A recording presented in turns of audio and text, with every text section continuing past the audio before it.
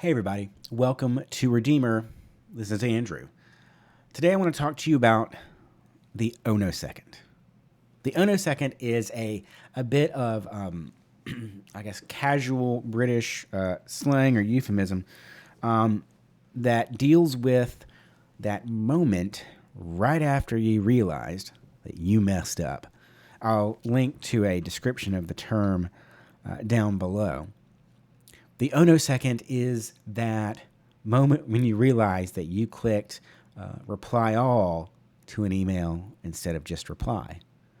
That moment when you sent maybe a unflattering remark about somebody to your best friend to kind of giggle, but then realize that it was a group text and that you've just been outed to everyone that you meant to send. When you meant to send it to just one person, you sent it to everybody. The Ono moment is that second when you realize that you were talking about something that was perhaps secret to somebody who you knew was in on it or had already known the secret, only to realize that no, in fact, they didn't know, and you just spilled the beans. The Onosecond is, congratulating somebody on their birthday party that's coming up this next Saturday at 2:00, only to realize that it was supposed to be a surprise party, and then you just ruined the surprise. That is the Onosecond. I first came across this term in a video by British YouTuber Tom Scott. I'll link to this video I'm referring to down below. And he talks about the Onosecond and then uses that as a segue to talk about the history of the undo command in computing, the Control Z or Command Z on your computer, and talks about the different histories of how that function worked across personal computing. And it's a really great video. I highly recommend it. Just check it out. It's pretty cool. But I wanted to think about how that would relate to one's faithful walk with God and Christ. What is our Onosecond in relation to God? Because God knows us fully and completely and perfectly, much better than we know ourselves. And God gives us free will to make choices, to have the potential to send a reply all text or a reply all email instead of a direct message. So thankfully, God has given us the Psalms, which are an amazing description of humanity in all of its foibles.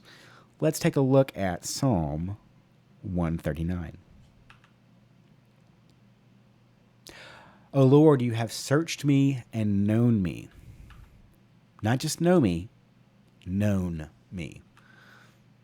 You know where I sit and where I rise up. You discern my thoughts from far away. All the far away. You search my path. You search out my path and my lying down, and are acquainted with all of my ways. All of them. Even before a word is on my tongue, O Lord, you know it completely. Before I finish saying the word, you know the whole thought I was about to complete. At the speed of light, the speed of thought. O Lord, you know it completely. You hem me in, behind and before, and lay your hand upon me. Such knowledge is too wonderful for me. It is so high I cannot attain it. Where can I go from your spirit? Or where can I flee from your presence? If I ascend to heaven, you are there. If I make my bed in Sheol, you are there. If I take the wings of the morning and settle at the farthest limits of the sea, even there your hand shall lead me, and your right hand will hold me fast. Not to say that if I go to the farthest stretches of the sea, you are there. You are there, and you will lead me. Even the darkness, if I say, surely the darkness shall cover me, and night wraps itself around me, and even the darkness is not dark to you, the night is as bright as the day, for the darkness is as light to you. It's beautiful. Again, God gives us free will. the capacity to make mistakes. And yet we know how to make right choices. We have the commandments, we have the teachings of Christ, we have the history of many other scholarly and righteous people, the example of the saints and all that stuff. And so we should know how to act. And yet it's still hard. Because we have, again, free will. We have the ability to make the wrong choices, maybe for a quicker and easier go of it.